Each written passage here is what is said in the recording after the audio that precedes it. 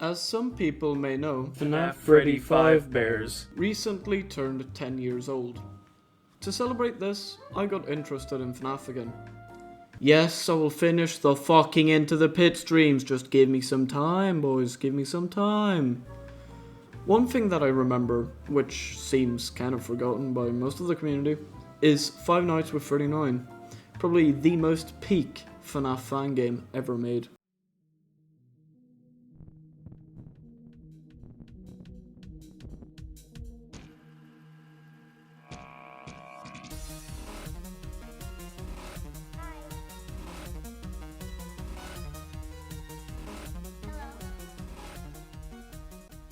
Plushie, get me my lube. And you should probably get yours too, because we're about to get into some peak fiction. This game, while not being the scariest fan game, far from it indeed, is definitely one of the most entertaining ones. And yes, before you ask, it has lore. But I'll get into that a bit later. It would be more than alright if you would shut your fucking cry hole, you senseless barrel of dicks! I said that in case if you were crying. Before we actually get into the game though, let's talk quickly about the guy behind the game. He calls himself 39 Games, or his real name is Justin Hall. He has actually developed more games before, which to some people is surprising. Before this game, he has developed Five Nights Before Freddy's and Five Nights Before Freddy's 2. This game, however, takes place after the events of Five Nights Before Freddy's 2. This, of course, implies that in this game's universe, Freddy Fazbear's Pizza also exists, but I'll get into that more later. Let's move on. An interesting thing about this game as well is that it actually was a challenge by 39 Games to himself. He essentially challenged himself to make a game within 1 week, and then he came up with Five Nights with 39. However, it's not that simple. You see, the version of the game that we can play now is not that version. That version is called the Legacy version, and sadly it's not available anymore, as far as I could see at least.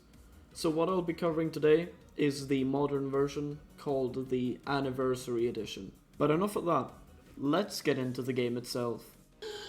Fuck yeah! Boy! You're first greeted by this glorious main menu, with the same music that you've been hearing for the past minute and a half playing in the background. When you start a new game, you also get this funky tutorial text thing, but honestly, who really cares about that? After that, the player character, Sam Clydeson, reads a newspaper clipping sent from 39 himself, where 39 says that he has murdered Sam's son, Clyde Sampson. I know, very funny naming. This prompts Sam to go to the advert studio in which 39 resides. Before the night starts, you also get to hear this short conversation between 39 and Plush 39. 39, that was a pretty mean prank. So, I'm bored. I could use some company besides a plushie. Before the start of every night, a similar conversation plays between them, serving as an introduction to 39's mindset for the coming night. To replace phone calls, this game instead has 39 directly talking to the player character, which is admittedly where most of the fun comes from in this game. Gameplay-wise, the mechanics are unique, but not anything revolutionary. You have 2 doorways, without any doors to close. The only tools available to you are a camera and 2 door lights. There are 2 threats, 39 himself and Plush 39. You defend yourself against both of them in the same way, by clicking on their nose. While 39 is in your room, he also drains your power, so being quick to react when he's in your room is highly important. The most unique mechanic that this game delivers is, in my opinion, the spook mechanic. Essentially, there is a camera with a computer in it. Both characters can enter the room and start draining your power from there, and you get rid of them by clicking the spook button on the camera, which plays a noise that scares them away from the computer. Fair warning to anyone who's gonna play this game and who hasn't done it before, it's very loud when you do the spook thing. Sometimes it hits you with the nani, you know, and your ears kind of get blasted. So just maybe to protect your hearing, not that I should say anything about that, you should probably reduce the volume of the game. Just do it. Trust me. But enough about mechanics. This game has never truly been about mechanics in the first place. It's always been about how 39 interacts with the player, and I guess just being funny in a very weird way. It's a comedy FNAF fan game. That's what it was designed to be, and that is definitely what it succeeds at being. Now, throughout the game, 39 will go through various stages of insanity, such as on night 6, probably the most famous part of this game, where you catch him having some time alone. He's not very happy about you catching him though. Oh, what? Is that thing still on?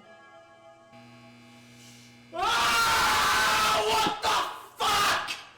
Oh, what the fuck? What the fuck are you doing here? You son of a bitch! I thought you weren't coming back!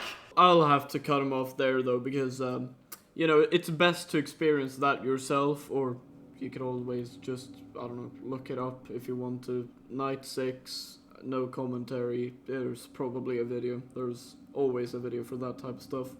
When you finally complete the night, you're greeted with yet another wonderful line, or, I mean, it's a cutscene, where 39 calls you, and it turns out you uploaded a video of him masturbating to the internet, so yeah, that's cool. Am I gonna show this to you? No. Feel free to look it up yourself, though.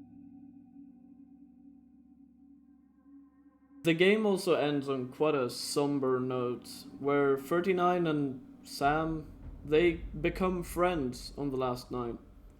But 39's also being replaced. A newer model has been produced, and it's gonna be taking over. This sadly leads to the new version of 39 killing Sam. Then he proceeds to throw 39 out, and 39 pretty much loses everything. He loses Plushie, who's been the only one he'd been able to talk to for about 20 years. He loses Sam, a mate that he literally just made after years of loneliness.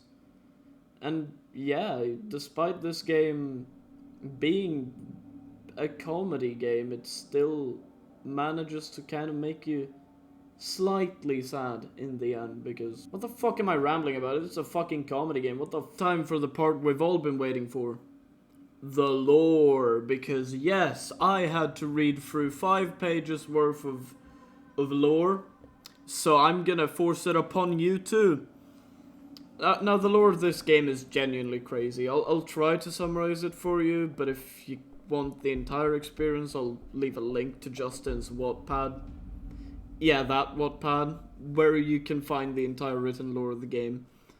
Reading through this, I laughed more times than I want to admit, and in all honesty, I at some points thought I was going insane due to the story being so, for lack of a better word, interesting. Basically, the story is this. Justin, who later turns into 39, is hanging out with his group of friends. One of his friends suggests that they go to celebrate her cousin's birthday party, to which they kind of respond that they don't want to, but they do it anyways. At this birthday party, they get murdered, and then they become the animatronics. And then for some reason, I couldn't find an explanation for this, but for some reason, 39 just decides to kill his mates. So then he's just alone for 20 years in the advert studio. Yeah, I can understand why he's gone insane, not gonna lie. So, what's actually really the appeal of this game? I mean, story-wise, it's nothing revolutionary. The gameplay is not anything revolutionary either. But, I don't know. It's just fun. The fact that it was made by a guy who just wanted to have a fun little challenge, make a game in a week, is just charming. And the game really does put a smile on your face. I I am aware that humor is subjective, and a lot of people probably don't find this game very funny. But man, I just find it funny. I can't explain why. I just like the fact that a guy wanted to make a game, he did it, and he had fun with it. He didn't do it because he wanted a bunch of money. He just did it for fun. And I think that's something that's largely missing from the games industry these days. We have a lot of people, a lot of passionate people who make good games because they want to. I'm not saying they don't exist, but it's becoming a lot more corporate, and it honestly, you guys know this, but it has been for quite a while. But we're seeing even Five Nights at Freddy's, who just started out as Scott Cawthon's little project. We've seen that turn into a huge franchise that's a lot more corporatized with several companies making games and all that. And it's, I don't know, it's kind of sad to see, I'd say, because at the end of the day, it's more fun when the person making it also has fun. Now, I hope you enjoyed my little rant about this game. It was fun making. I actually had a lot. I had a blast making this video, which it's been a while since I actually had fun trying to make a video. You haven't seen it, of course, because I haven't posted anything in quite a fucking long time. That's always just been because I've started videos and not have had fun making them. But this one I genuinely enjoyed making, so I appreciate you for watching to the end. And if you liked the video, please leave a like, a comment, maybe even consider subscribing, because it really means a lot to me. I hope you have a really nice day, and I'll see you guys in the next one. Bye bye. I refuse to let dabbing die. Come on, mate. Let's dab together. Dabbing. I think I just got terminal cancer.